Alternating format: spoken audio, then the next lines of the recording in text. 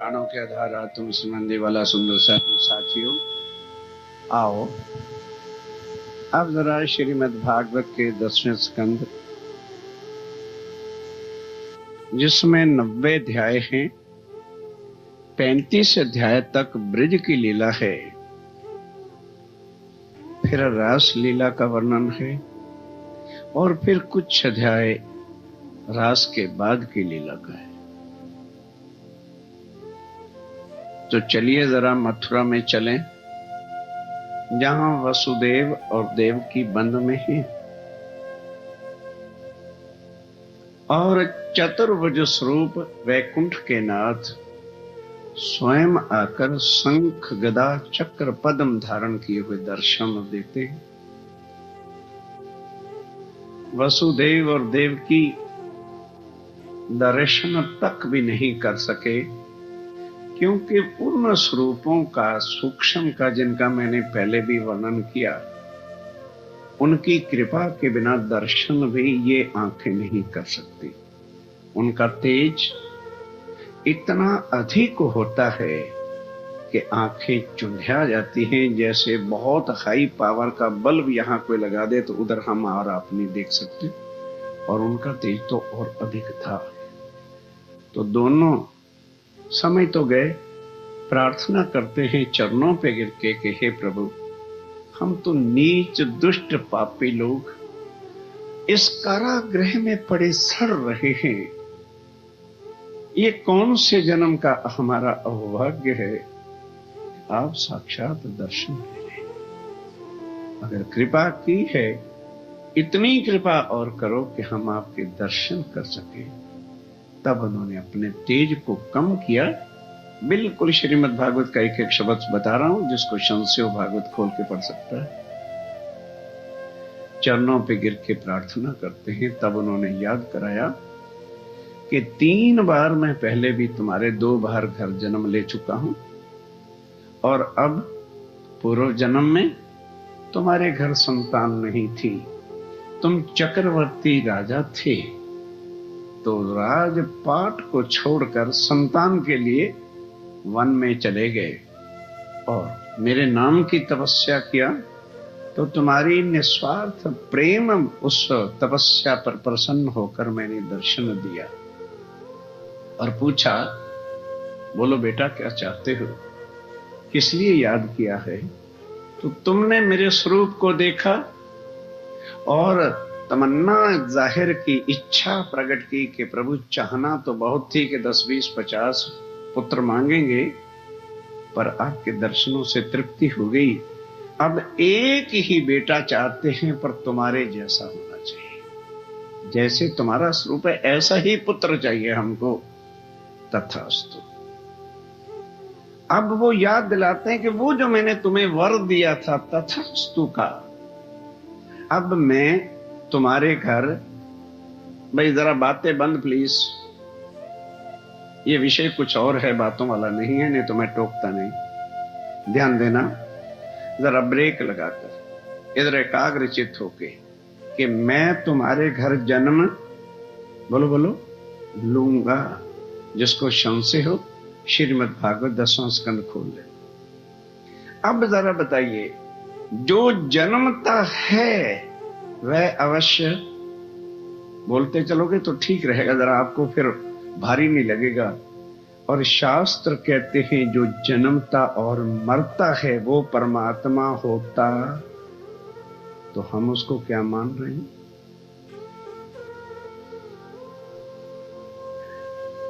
अब आत्म तत्व का ज्ञान आपके सामने रखने जा रहा हूं। श्रीमद् भागवत में है क्या? क्या किसी ने आज दिन तक यह दर्शाया? हम किसकी पूजा में लगे हैं? और वो क्या कहते हैं कि पूर्ण ब्रह्म परमात्मा जो है, वो जो एक है, वो जन्म और मरण से परे है। और ये क्या कह रहे हैं? भागवत पढ़ो, हम नहीं कह रहे, भागवत कह रही। डोंट थिंक अदरवाइज, सो जिससे आपके मन को कष्ट ना हो। भागवत पढ़िए, संशय मिटाइए। कह रहे मैं तुम्हारे घर जन्म लूंगा, और फिर क्या करना? संक्षिप्त में, क्योंकि अगर तो 7 दिन की भागवत का सार होता तो किसी और रस से बयां करता, पर समय भी मजबूर कर रहा है। कुछ पहले प्रोग्राम के कारण से लेट हो चुके हैं, तो ध्यान दीजिए, बहुत शार्ट में कहने का प्रयास करूंगा। मेरी माया की शक्ति नंद के घर लड़की का रूप धारण करेगी, और ये सारे तुम्हारे बंधन टूट जाएंगे जब मैं तुम्हारे घर जन्म लूंगा। तो मुझे वहां पहुंचा देना और उस लड़की को इधर ले आना, बाकी काम सब हो जाएगा। ये कहकर, सारा बताकर, उनके देखते ही देखते अदृष्ट हुए और दर्शन दिए चतुर्भुज स्वरूप ने, और बालक जन्मा 2 भुज। इसमें भेद है, कुछ और विस्तार है, लेकिन वो आज नहीं बता पाऊंगा। जब आप फिर याद करोगे अवश्य सुनाएंगे। ऐसी बात नहीं कि कुछ छुपा के रखूंगा बात। जन्म हुआ, वो ये ताले टूट जाने, जो सृष्टि के नाथ हैं, एक पलक में सृष्टि का प्रलय करते हैं, तो ताले वाले टूट जाना और ये सब कोई बड़ी बात नहीं थी, हुआ।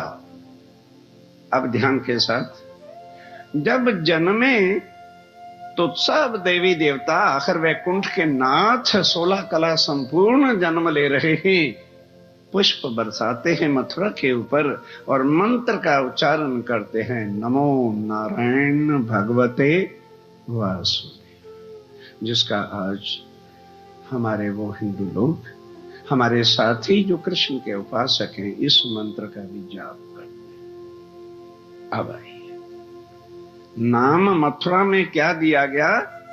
वासुदेवाय नमः, भगवान वासुदेव। और उनके पिता का नाम वसुदेव है। एक केवल आ की मात्रा का अंतर है, इसको जरा ध्यान रखना, उल्टा ना कह देना कभी। पिताश्री का नाम वसुदेव है और उनका नाम वासुदेव, नारायण स्वरूप भगवान का जन्म पहुंचा दिया। लड़की ले आए। अब तो कंस की बात है, बाद में फिर यदि कभी समय मिला, आप लोगों ने चाहा तो चंदू भाई जी को, महेश भाई जी को याद कर लेना, मैं आपके चरणों में आ जाऊंगा, घबराओ मत। उसके बाद क्या होता है? इस दिन अब जरा भागवत के कार जब फिर आए तो प्रश्न पूछना कि महाराज, प्रातः जब उठे सारे ब्रिज वाले, गोकुल वाले, तो नंद जी को बधाइयां देने के लिए आए, क्योंकि वो प्रमुख थे।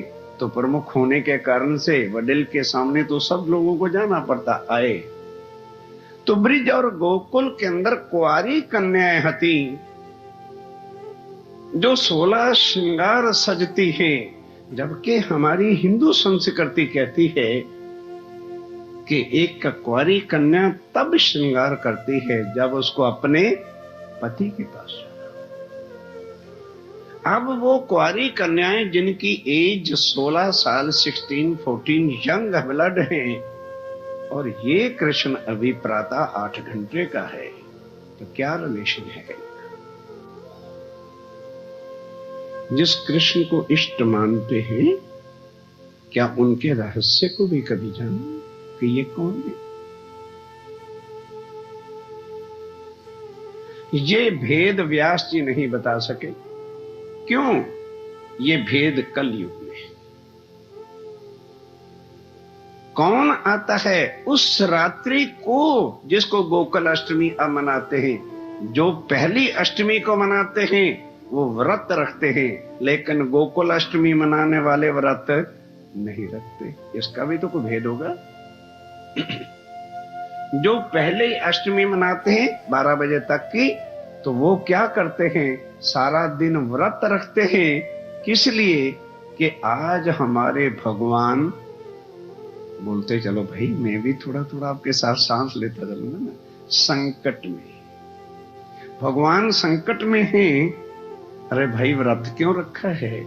कि हम भगवान के संकट को, बोलो भाई, संकोच न करो, करते हैं तो फिर बोलने में क्या है?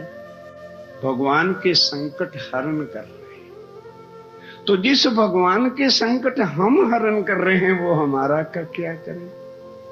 सोचिए। करना वही जो आप कर रहे हो, मैं मना करने नहीं आया।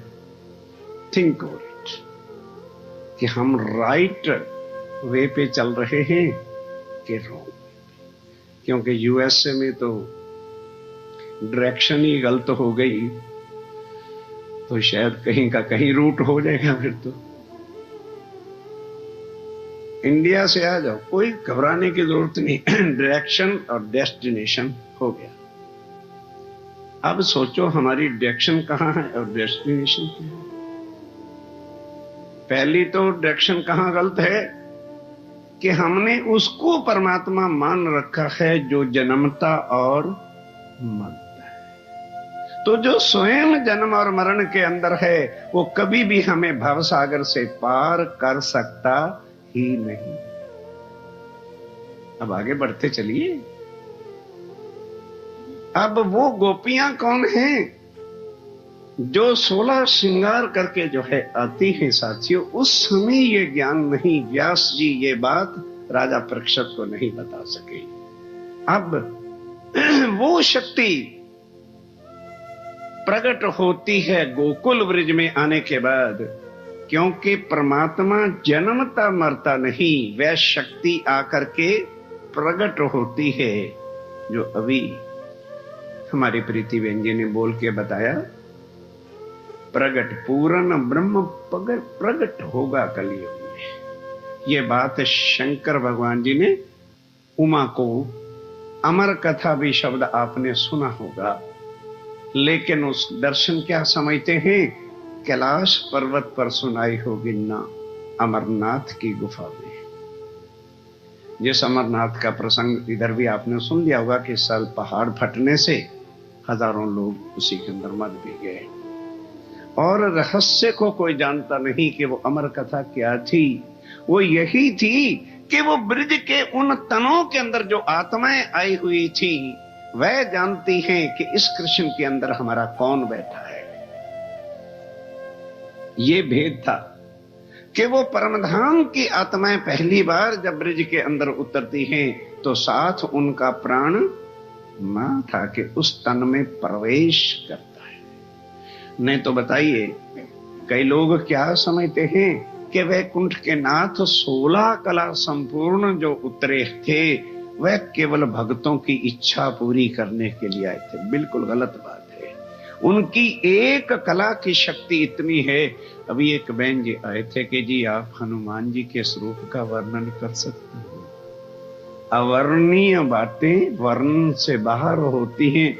सूक्ष्म में बताया जा सकता है कि स्वरूप उनका कितना षडौल्यमयी था। श्रृंगार अवश्य बाजूबंद थे, गदाएं थी, 3 हार भी थे। अब इतने से क्या सेटिस्फेक्शन हो जाएगी? सुनने से दर्शन दर्शन होते हैं जो शब्दों से बहुत अवर्णीय बातें होती हैं। तो अब ये गोपियां जानती हैं, ना यशोदा जानती है, ना नंद जानता है, ना सारी ब्रिज और गोकुल जानती है, क्योंकि उन तनों के अंदर आत्मा ने प्रवेश किया था। आत्मा ना जन्मती है, थोड़ा बोलते चलोगे तो याद आती जाएगी कभी कभी। आज हम क्या समझ बैठे हैं, जरा सा घर में कष्ट हुआ, अरे भाई क्या करें, आज मेरी आत्मा बहुत दुखी है। आत्मा की भी क्लैरिफिकेशन हम नहीं जानते कि आत्मा तो कभी दुखी हो ही नहीं सकती, क्योंकि वो किसका अंश है? जो सत्य चिद और आनंद सच्चिदानंद है, उसकी किरण को नाम आत्मा है। जैसे सूरज और सूर्य की किरण, इसी तरह से आत्मा एव परमात्मा। उठाइए गीता को। ये सारी बातें हैं जो आज दिन तक समझी नहीं। हम झूठ के उपासक चले जा रहे हैं। जो हमारी सत्य आत्मा है, जिसके कल्याण के लिए, भवसागर से पार चलने के लिए यह मनुष्य तन मिला है, उस परमात्मा की खोज की जरूरत ही समझने की आज दिन तक क्यों नहीं हुई? उठाओ ग्रंथों को, मूल वेद को भी लेते चलते हैं, ब्रह्म सत्य और जगत मिथ्या। सत्य सब कोई कहता है, पर सत्य को कोई पहचानता भी है कि वो एक कौन है। एक बार आज सारे देखो, कोई परमात्मा को निराकार कहता है, कोई साकार कहता है, कोई कहता नहीं कण कण में है, दूसरा कहता नहीं थल के अंदर है, कोई कहता है पिंड के अंदर है। सब के अंदर परमात्मा बैठा हुआ है। ठीक, समझने की बात है। यदि हम सब के अंदर परमात्मा की शक्ति किरण रूप से, जैसा शास्त्रों में लिखा है, वेदों में लिखा है कि वो किरण रूप होके सबके अंदर है, तो जब परमात्मा सबके अंदर है तो फिर वेद शास्त्र पुराण गीता किसके लिए? बात गहरी है, समझ नहीं पाए आप। यदि परमात्मा यानी उनकी आत्मा का स्वरूप सबके अंदर है, तो फिर जगत में कोई अज्ञानी होना चाहिए? नहीं समझे? जब सब के अंदर परमात्मा, आपके अंदर, मेरे अंदर, इनके अंदर, उनके अंदर, सब के अंदर, फिर ज्ञान किसके लिए? तो फिर इसका तो मतलब है जो बैठ के चर्चा सुनाता है, हमें समझाता है, वो समझदार परमात्मा, और सुनने वाले, रिजल्ट खुद लिखो ना, मैं नहीं कहूंगा। तो क्या परमात्मा भी मूर्ख होता है? हमें इस तरह से रॉन्ग डायरेक्शन दी जा चुकी है कि हम कभी डेस्टिनेशन पे पहुंचते नहीं। फिर क्या पढ़ा दिया जाता है? अरे परमात्मा तो एक ही है, रास्ते जुदा जुदा हैं, मंजिल तो एक है। ठीक, अगर डेस्टिनेशन हमारा एक है तो डायरेक्शन जुदा जुदा ले लेने से उस डेस्टिनेशन पे पहुंच जाएंगे? बोलो तो सही। आप लोग तो इजीली समझ सकते हैं, ये बात शायद इंडिया वाले ना समझ सके, क्योंकि एक ने ले लिया 27 रूट और एक ले लिया 47, एक जा रहा है 69 पे और कह रहे हमारी डेस्टिनेशन एक ही है। Whether it is right? और हमें ज्ञान क्या दिया जा रहा है? अरे परमात्मा का सबका एक ही है, रास्ते जुदा जुदा हैं। अरे भाई, यदि रास्ते जुदा जुदा हैं तो मंजिल भी जुदा जुदा है, एक नहीं हो सकता। विचार कीजिए।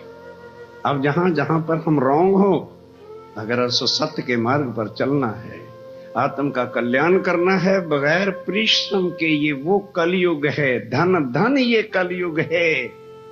और धन धन भरतखंड अवश्य लिए है कि उस भारतवर्ष के अंदर वो शक्ति का प्रकट होना जो कलयुग में लिखा था, हो गया।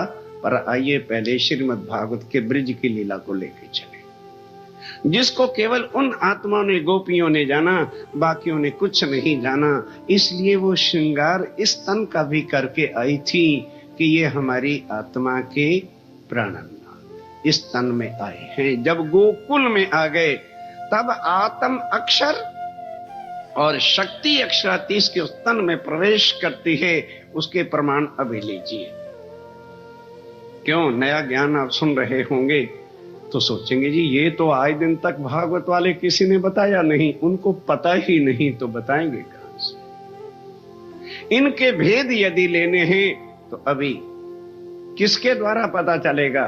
तारतम्येन जानाति सच्चिदानंद लक्षणम। जब तक तारतम ज्ञान के भेद का नहीं पता चलता, तो तारतम के ज्ञान के बिना कोई भी दुनिया के अंदर सच्चिदानंद के स्वरूप की पहचान करा सकता। और चलिए अब गीता से भी इस बात का प्रमाण ले लें कि वेदर इट इज राइट और रॉन्ग। तो अर्जुन को क्या कहा? अर्जुन, दो शक्तियां होती हैं, एक परा और दूसरी अपरा। अपरा शक्ति जो है, ये संसार सारा अपरा शक्ति से बना है, जो हमारे वेद भी कहते हैं और श्रुतियां भी कहती हैं। अपरा क्या है? मिथ्या है। और परा जो है वो जागृत अखंड शक्ति का ज्ञान होता है।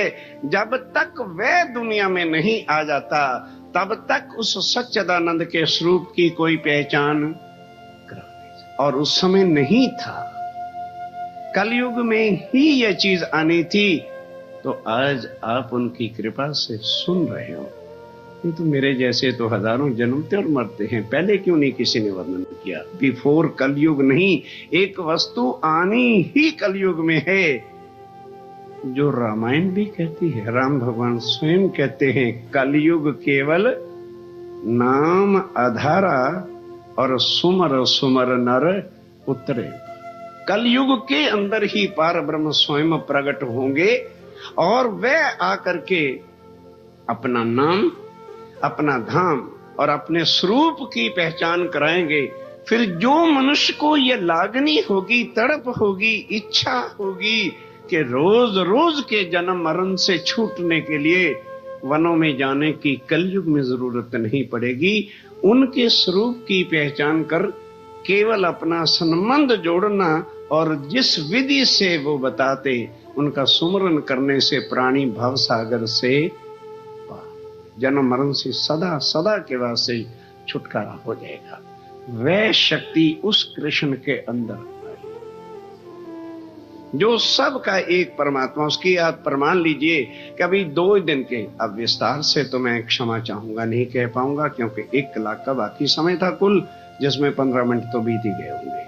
शंकर भगवान जी आए, उठाओ श्रीमद् भागवत, किस रूप में आए?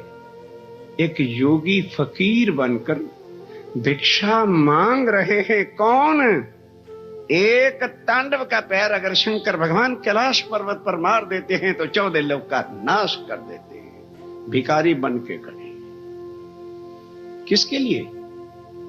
अगर ये केवल विष्णु भगवान हैं, आदि नारायण 16 कला संपूर्ण में है, तो तीनों एक ही स्टेटस के आदमी हैं, ब्रह्मा, विष्णु और महेश। तो वो भिखारी किसके सामने बन के आए हुए हैं? किनके सामने खड़े होकर के शंकर भगवान भिक्षा मांग रहे हैं? ये जो नाम कृष्ण दिया गया है, ये गर्गाचार्य जी ने दिया है, पार ब्रह्म का नाम नहीं, क्योंकि वो नाम तत्व और खट प्रमाण से रहे। ये तो जिस तन में वो प्रवेश किया, तो उस तन का नाम जो है कृष्ण अवश्य गर्गाचार्य जी ने रखा। जन्मा कृष्ण नहीं था, जन्म विष्णु। बोलो नमो नारायण भगवते वासुदेव ने जन्म लिया, चतुर्भुज स्वरूप ने, ना कि कृष्ण ने जन्म लिया। ठीक है, जो भूले हुए हैं वही कृष्ण को भी अक्षरातीत मानते फिरते, माने कोई परवाह नहीं। ज्ञान के बिना अज्ञानता में हर कोई कुछ भी कह सकता है। आइए, शंकर भगवान आए, बाल खुले हैं। कभी भी शंकर भगवान जटाएं नहीं खोलते, विभूति नहीं लगाते। नंद जी के घर खड़े भिक्षा मांग रहे हैं। जब माता यशोदा ने आवाज को सुना, डमरू की आवाज सुना, तो दासी को हीरों का थाल देकर के श्रीमद् भागवत में लिखा है, लेके दासी जाती है कि जाओ बाबा को भिक्षा डाल के आओ। अब दासी जिस वक्त आगे बढ़ी, दर्शन बड़े कठिन है। मैंने एक ही शब्द में आपको कह दिया था, 10 दिन तक मुझे वो फीवर चढ़ा कि मेरी जुबान नहीं खुली और घर वाले घबरा गए कि शायद इनकी डेथ हो जाएगी। सहन नहीं हो सकते वो दर्शन। दासी ने जब देखा वो कैलाश पर्वत नाथ खड़े हुए, हार वह शडौल्य स्वरूप नीलकंठ, सर्पों की माला, वहीं बेहोश होकर धड़ गिर जाती है। खोलिए बात। अब यशोदा जी को चिंता हुई कि दासी को क्या हो गया।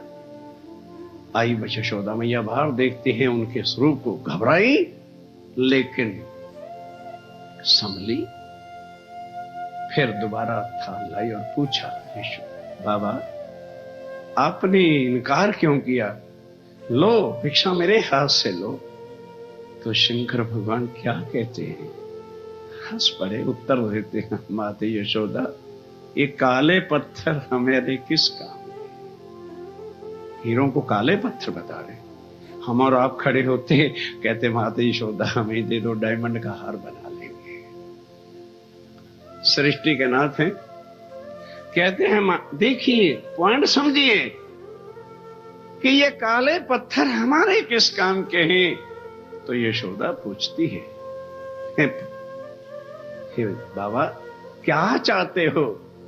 कहते तुम्हें नहीं पता, जो तुम्हारे घर लाला आया है ये मेरा जन्म जन्म का मीत है, मेरा स्वामी है, मैं उनके दर्शन कर। अगर कोई श्री कृष्ण को मानने वाला बैठा है, पहचानो इनके अंदर कौन है। नाम कृष्ण के पीछे जाने वाला व्यक्ति कहां ठिकाने लगेगा, वैकुंठ तक आगे नहीं जा सकता। किसको प्रणाम करने आए हैं? अगर नंद जी के घर लड़के को प्रणाम करने आए हैं तो दो बालक पहले भी थे, एक बलदाव जी और एक कल्याण जी, पहले भी तो नंद के लड़के थे, उनको क्यों नहीं प्रणाम पहले करने आया? विचार कीजिए। अब ये राज परमधाम की आत्माएं जानती हैं कि ये जो है इसके अंदर कौन रात को किसने प्रकट हुआ है, किसने प्रवेश किया है। जो पूर्ण ब्रह्म है, जो आत्माओं के स्वामी हैं, नाथ हैं। इसलिए वह तन भले वो ब्रज गोकुल के थे, अंदर आत्माओं ने प्रवेश किया है। वो अपने प्राण नाथ को वाला, गुजराती में गाते हैं ना वाला, वाला किसको कहते हैं? हिंदी में जिसको प्राणनाथ कहते हैं, प्रीतम कहते हैं, स्वामी कहते हैं। इस भाव से इसी दुनिया में उतरे। क्या किसी और ने पहचाना? भले यशोदा मां थी, मां ने जाना। क्योंकि यदि हमें थोड़ा सा कुछ ज्ञान प्राप्त हो जाता है, हम क्या चाहते हैं? मेरा भाई भी सीख लेवे, मेरा भाई भी मान लेवे, मेरी बहन भी मान लेवे, मेरे जीजाजी भी मान ले। अरे भाई, वो कहां की चीज, ये कहां की चीज। संसार की वस्तु बांटी जा सकती है और आत्म तत्व को, आत्म तत्व के दर्द वाला ही जान सकता है कि ये बात कहां की हो रही है। आज पहचानिए मेरे साथियों। फिर अब ब्रिज के रस की लीला तो मैं आज नहीं कुछ कह पाऊंगा, जो गोपियों और उनके बीच में होती रहती है। अब 5 वर्ष की आयु तक, 5 वर्ष ब्रिज में आए, प्रकट हुए हो गए। शंकर भगवान जी भी आके दूसरे ही दिन प्रणाम फिर कैसे करते हैं? तब यशोदा ने कहा कि बस हे बाबा, और हम दर्शन नहीं करा सकते, तेरे दर्शन कौन कर सकेगा? मेरा नंद लाला देख करके डर जाएगा। कहने लगे माता यशोदा, आप घबराइए नहीं, मेरे को दर्शन अवश्य कराओ। फिर डमरू बजाते हैं। अब प्रकृति के तन में बंधे हुए वक्षातीत की शक्ति भी कैसे बोले, प्रकृति का रूप ही बदल जाएगा। उसी समय रड़वा लग गया, रोने लगे। तो यशोदा ने क्या समझा कि मेरा बालक डमरू से डर गया। तो फिर कहते देखो, तू डमरू बजा रहा है, मेरा बालक रो रहा है। कहने लगे वो रो नहीं रहा, वो मुझे दर्शन देने के लिए मुझे। तब यशोदा जी अंदर गए। जैसे माता पिता को डर होता है तो माँ ने खूब एक टॉवल के अंदर उनको लपेटा, हाथ भी लपेटे, हाथ भी, मुंह भी, पग भी, और इतना सा मुख खुला लेके कहने लगे आ ले दर्शन कर ले बाबा। फिर शंकर भगवान जी उदास खड़े, कहने लगे बाबा और क्या लेना है, दर्शन कर लेना। पर अब मुंह के दर्शन, मुख के दर्शन दर्शन नहीं होते, दर्शन तो चरण कमल के होते हैं। अब वो भी समझ रहे हैं, और वो जो अंदर शक्ति बैठी है वो भी समझ रहे हैं कि शंकर भगवान है। कोई दुनिया का भगत तो होता तो इतने में प्रणाम करके चला जाता। तब आप जानते हो कि छोटे बालक जब फीड ले लेते हैं ना तो हाथ पांव मारना शुरू करते हैं। उसी तरह से उन्होंने अपना पग चलाया, टावल वावल एक तरफ हो गया। वो चरण कमल जब बाहर निकले, अब इनका क्या वर्णन जिभ्या से होगा? उन चरण कमलों का या उस स्वरूप का कौन वर्णन करेगा? लिखने वालों ने लिखने में क्या कह दिया कि अति सुंदर। तो जब अति सुंदर कह देंगे तो समझने वाला खुद समझे कि वो स्वरूप कैसे होते हैं। अति सुंदर सत्य सच है, क्योंकि इस जिव्या से वो स्वरूप नहीं वर्णन किए जा सकते। वो शोभा से परे की बात होती है, जो वैकुंठ तक है, और आगे तो फिर वर्णन करना ही कठिन होता है, ये जिव्या नहीं कर सकती। आइए, जब चरण कमल बाहर आए, तो शंकर जी के मुखारविंद पर मुस्कान आई। तब जटाओं को लेके चरणों को छुरा रहे हैं। विचारो भाई, जो कृष्ण को मानने वाले हैं, किसके चरण छुआए जा रहे हैं? झूठे तन के नहीं, जो शक्ति पार ब्रह्म के अंदर प्रवेश कर चुकी है, जिनकी आराधना शंकर त्रिदेवा बैठ करके वैकुंठ में करते हैं, वह शक्ति उतरी हुई है। इसलिए उनके चरणों में शंकर भगवान जटाओं से अपनी धूरी ले रहे और नैनों से नैन मिले। ये होते हैं दर्शन दीदार करना। बस होया, चले गए। अब विष्णु भगवान तो पहले ही हाजिर हैं, जिनके तन में बैठ करके लीला कर रहे हैं। विष्णु भगवान के तन का नाम कृष्ण है, ना कि पार ब्रह्म का नाम कृष्ण है। विचारिए, नाम किसका रखा गया? बोलो भाई, तन का रखा गया ना। यही चीज मैंने पहले कही थी कि हमारा तन का नाम है जो कुछ भी है। अब जो अंदर है उसका नाम कोई बहन बताए या भाई बताए कि क्या है? यदि हमारे अंदर जो बैठा है हम उसका नाम नहीं बता सकते, तो जो उस विष्णु भगवान के अंदर जिसने आके प्रवेश किया था उसका नाम नहीं होता है, वह नाम से परे के। इसलिए उसको अक्षरातीत कहा। इसलिए उस पार ब्रह्म को शब्दातीत की उपमा दी जा सकती है कि वो यहां के शब्दों में वर्णन हो ही नहीं सकता है। कैसे? जिनके पास देवी भागवत है, कल खोलिए। लक्ष्मी जी 7 कल्पांत तपस्या करने का कारण क्या बनता है कि हमेशा वैकुंठ के अंदर आप विष्णु भगवान कभी भी तपस्या नहीं करते जब तक लक्ष्मी पास रहती है। दुनिया के भक्तों में संकट हरण करने के लिए लक्ष्मी जी को, भगवती को ही, जो भगवान की पोते अर्धांगिनी है, उसी को संसार में भेजा जाता है। और इसलिए आज जो है देवी के जागरण, भगवती के जागरण और जगह जगह पर होते हैं। और दिवाली वाले दिन पूजन भी लक्ष्मी का होता है, क्योंकि हम दुनिया के लोग स्वार्थी धन के मतलब के हैं, उनकी होती है। विष्णु भगवान का कोई पूजन नहीं करता। अब उनको पूजन किसने करवाना? जिनको पता है कि मिथ्या माया के लिए पूजन करवाना यहां से नहीं निकलने देगा, तो वो कब पूजन करने के लिए बैठते हैं? जब लक्ष्मी जी इधर मृत लोक में भक्तों की कृपा करने के लिए उतरते हैं, तब वो तपस्या में बैठते हैं। एक बार, अब कार्य के बिना तो कारण के बिना तो कार्य होता नहीं है।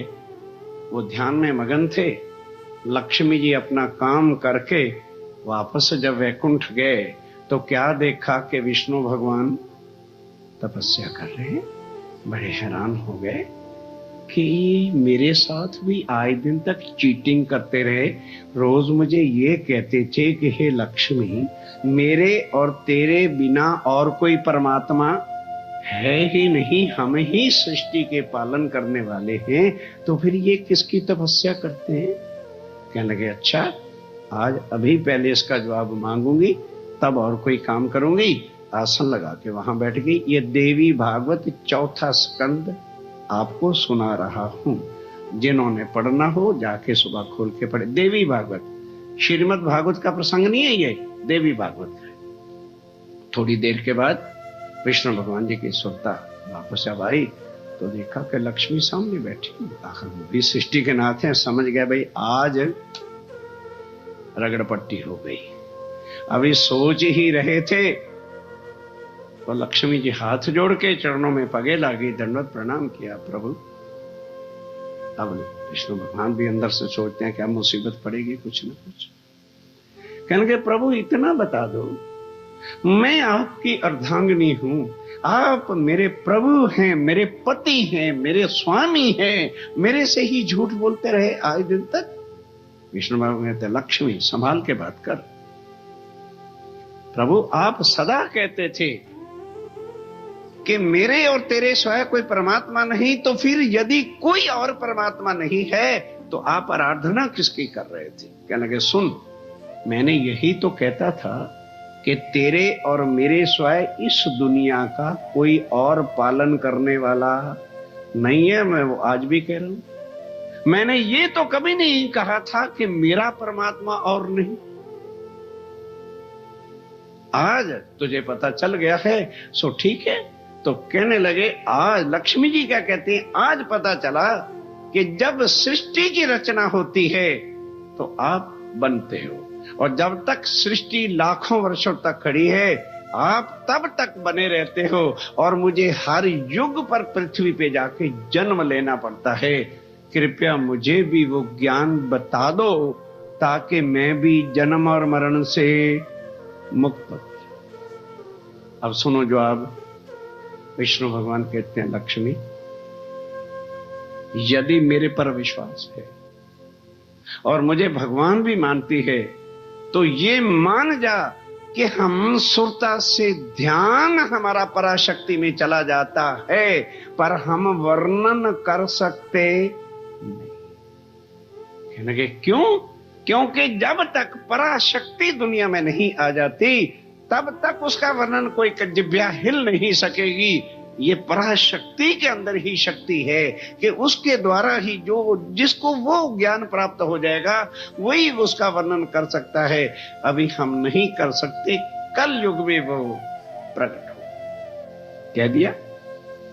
कहने लगे, अच्छा आप तपस्या करके उनको पा सकते हो और मैं नहीं पा सकती, मैं भी तपस्या करती हूं। अच्छा, शुभ कार्य में देरी नहीं कर, जा तपस्या कर। साथियों उठाओ देवी भागवत 7 कल्पांत। हम तो 1-2 घंटे के लिए बैठे हैं ना, और उसमें भी कई सज्जन सोच रहे, ओहो किसी को टाइम दिया हुआ है, हो गया, अच्छा जी कृपा करना, मैं जा रहा हूं। लक्ष्मी जी इस ज्ञान सुनने के लिए जो आज उनके आ जाने की कृपा के बाद हम और आप सुन रहे हैं। 7 कल्पांत कितना पीरियड होता है? 1000 बार सतयुग, 1000 टाइम कलयुग, 1000 बार द्वापर युग, 1000 बार त्रेता युग बीते तो 1 कल्पांत व्यतीत होता है। लक्ष्मी जी 7 कल्पांत तपस्या करती रही, पर विष्णु भगवान एक शब्द भी परब्रह्म के बारे में बता सके नहीं, क्योंकि ज्ञान नहीं था। भाई वो करते क्या, कहां से लाके बताते? जिसको वेदों ने कह दिया कि ज्ञान सुधी तारतम ज्ञान पराशक्ति, इधर गीता में कह दिया नहीं आ जाती, तब तक कोई पार ब्रह्म का वर्णन कर सकेगा नहीं। तब लक्ष्मी जी ने तांडव का रूप धारण करके अग्नि बरसानी शुरू कर दी। त्राही त्राही मान होकर के सारे जगत के प्राणी सब देवी देवताओं को पुकारने लगे। तब देवी देव मिलकर के जगत पिता ब्रह्मा जी के पास गए। तब ब्रह्मा जी और शंकर भगवान मिलकर के विष्णु भगवान से जाके प्रार्थना करते हैं। ये सारा ज्ञान या वो अमर कथा का ज्ञान जो मेरे साथी बिल्कुल क्लियर कट क्लैरिफाई करना चाहते हो, बुक स्टॉल पे आपको महेश्वर तंत्र मिल सकता है। You can and study. तब क्या होता है, ध्यान दीजिए। विष्णु भगवान जी उठते हैं और लक्ष्मी जी के चरणों में जाके दंडवत प्रणाम किया और कहा कि हे लक्ष्मी, आज से 7 कल्पांत पूर्व ये ज्ञान हमें भी अक्षर ब्रह्म ने नहीं दिया था। अब उनके हुक्म से सूचना मिली है कि वो पार ब्रह्म दुनिया में आने वाले हैं, तो मैं उनकी खातर जाकर, ध्यान देना 28वें द्वापर में ये लिखा है, उसमें पेज नंबर 20 के ऊपर 21 और 20 नंबर पेज खड़े खड़े में ईश्वर तंत्र का पढ़ लेना। यदि परचेज करने की ना इच्छा हो तो पता लग जाएगा। मैं ये याति वंश में जाकर जन्म लूंगा और वहां मेरे तन का नाम कृष्ण रखा जाएगा। मेरे तन में वो आकर के प्रवेश करेंगे और अपनी आत्मा को मिथ्या जगत की लीला दिखाएंगे। साथियों, वो ब्रिज का प्रसंग आपको बता रहा हूं श्रीमद् भागवत से। अब वो आत्माएं जानती हैं कि इस तन के अंदर कौन है, या वो परमात्मा जो अंदर आके प्रवेश किया है वो जानता है कि किसके तन में मेरी आत्मा बैठी है, आत्मा बैठी है, आत्मा बैठी है, आत्मा बैठी है, आत्मा बैठी है।